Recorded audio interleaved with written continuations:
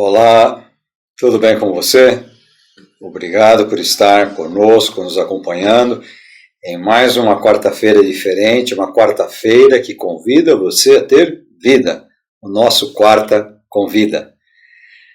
Sempre exaltando a pessoa do Cristo, Ele que é a razão, Ele que é a vida, Ele que é o tudo. É o propósito desse nosso programa Quarta Convida, um programa oficial da Igreja Batista Renovada Água da Vida, que sede no Tremembé. Então você é bem-vindo ao nosso programa, e o texto, ou melhor, o tema hoje é a igrejinha que ninguém vê. A igrejinha que ninguém vê. Antes de entrar no tema propriamente dito, eu pedi autorização para a nossa querida irmã Luísa Suminami, porque a ideia deste Quarta Convida surgiu de um detalhezinho que ela contou no testemunho dela. Ela esteve aqui conosco na Ibrave, sede, alguns domingos atrás, trazendo um testemunho maravilhoso. Depois você vai ver aí que vai ter um linkzinho aí no nosso canal no YouTube, do culto que ela esteve presente aqui. Se você não participou, você não assistiu o culto, não participou do culto, ou presencial ou pelo YouTube, está lá no YouTube, vai ser colocado aí o linkzinho. Visite lá esse linkzinho e acompanhe o testemunho maravilhoso dessa nossa querida irmã. É um testemunho marcante.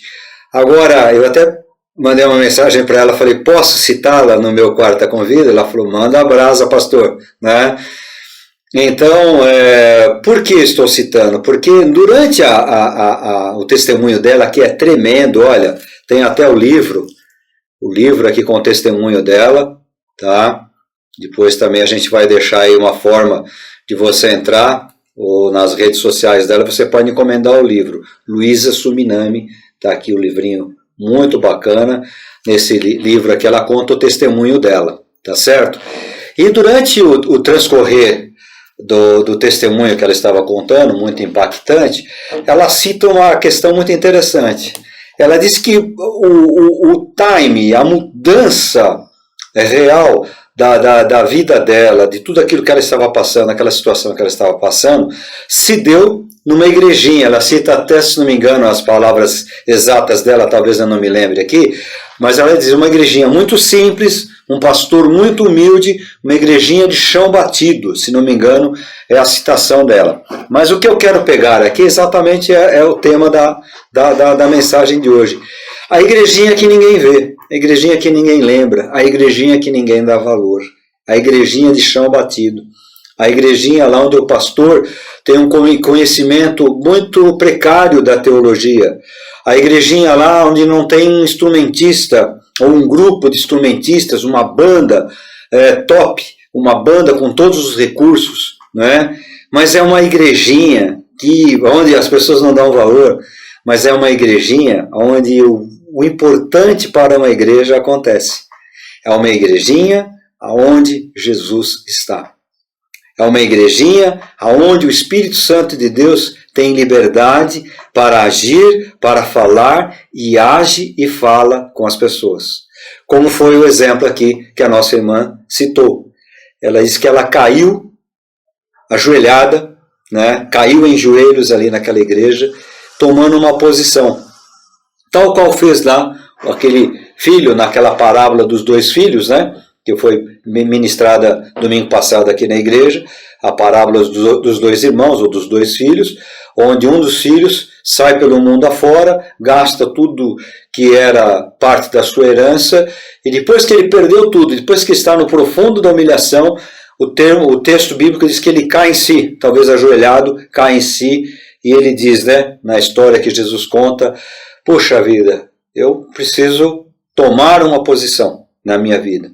Ou eu retomo, ou eu continuo prostrado aqui. E é o que ela fala lá no seu testemunho. Naquela igrejinha simples, humilde, Deus fala com ela, o Espírito Santo fala com ela.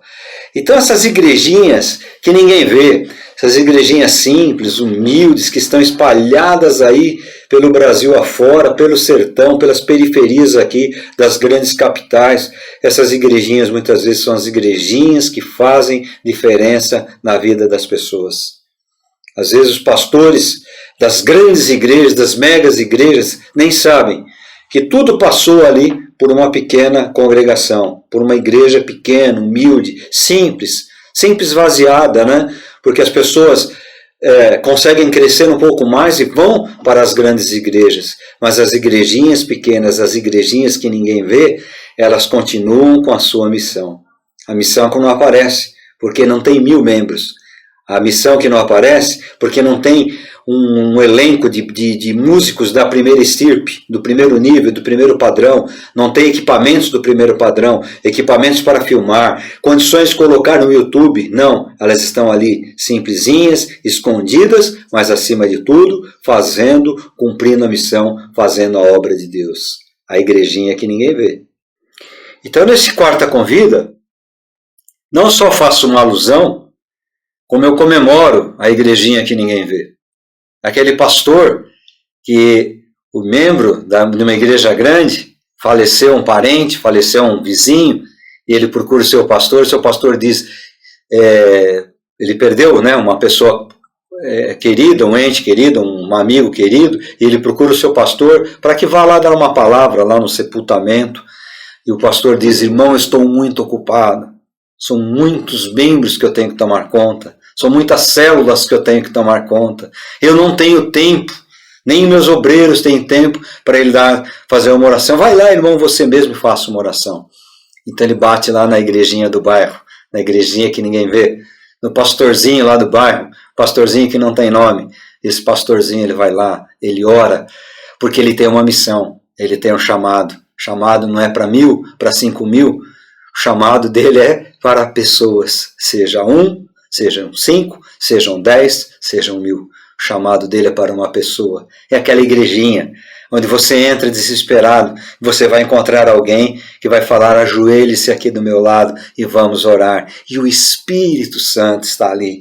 E o Espírito Santo vai agir, porque o Espírito Santo, ele não se limita a condições ou quantidade de pessoas. Ele não se limita a luxo ou não de igrejas. O Espírito Santo age aonde há necessidade dele agir. Aonde tem uma pessoa, uma alma deprimida, uma alma desesperada, e há um pastorzinho ali disponível, e há uma igrejinha ali, ainda que seja a mais simples, a mais humilde, aquelas igrejinhas antigas, com aquela cortininha de renda ali na frente, ali você vai encontrar o socorro, ali você vai encontrar o refrigério, a igrejinha que ninguém vê, mas o Espírito Santo está ali agindo, trabalhando nela. O pastor está ali ao ouvir o que Deus tem para ele, ao ouvir aquilo que o Espírito Santo tem para ele.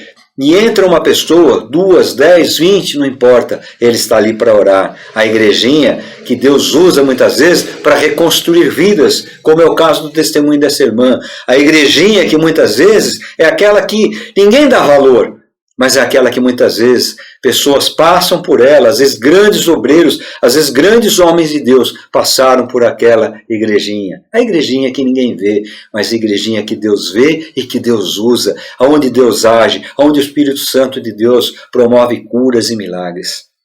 Hoje a minha homenagem é para essas igrejinhas. Deus me deu a condição de estar como pastor de uma igreja bonita, um templo bonito. Não temos muitas pessoas, já passaram muitas pessoas por aqui, não é? Mas a igrejinha que ninguém vê é aquela que a nossa querida irmã cita aqui no testemunho dela. O testemunho dela versa sobre perdão. Você não viu? Reforço aqui, ouça o testemunho dela. Visite lá no nosso YouTube, está lá o culto de alguns domingos atrás, três domingos atrás, se não me engano. Visite lá e ouça o testemunho dela, versa, fala sobre perdão, mas tudo começou naquela igrejinha. Aliás, crente é difícil para perdoar, não é verdade?